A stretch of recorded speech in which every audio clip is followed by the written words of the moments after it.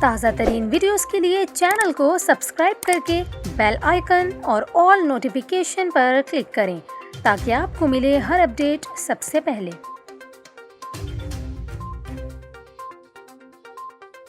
اور یہاں پر آپ کو خبر دیں، حکومت نے پاکستان تحریک انصاف کے لانگ مارچ کو روکنے کا فیصلہ کر لیا۔ وزیر اعظم شہباز شریف کی زیر صدارت سیاسی کمیٹی کا اجلاس ہوا۔ اجلاس میں یہ فیصلہ کیا گیا ہے کہ پی ٹی آئی کے لانگ مارچ کو روکا جائے گا اور ریاست کے ریٹ پر کوئی سمجھوتا نہیں کیا جائے گا۔ اس کے علاوہ اسلام آباد میں وزارت داخلہ نے ریڈ زون کی سیکیورٹی کے لیے فوج کو طلب کر لیا۔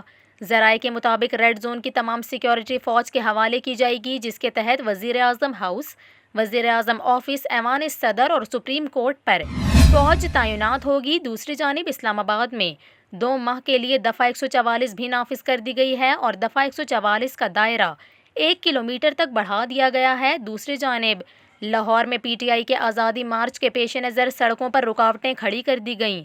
لاہور میں راوی پل کو کنٹینر لگا کر بند کر دیا گیا ہے اور پل پر پولیس کی بھاری نفری بھی تعینات ہے۔ اس کے علاوہ جی ٹی روڈ پر دونوں اطراف کی ٹریفک روک دی گئی ہے۔ آپ کو یہاں پر یہ بھی بتائیں کہ کراچی اور لاہور میں پولیس نے پاکستان تحریک انصاف کے اراکین اسمبلی کے گھروں پر رات گئے چھاپے مارے ہیں۔ خواتین کو ہراساں کیا گیا۔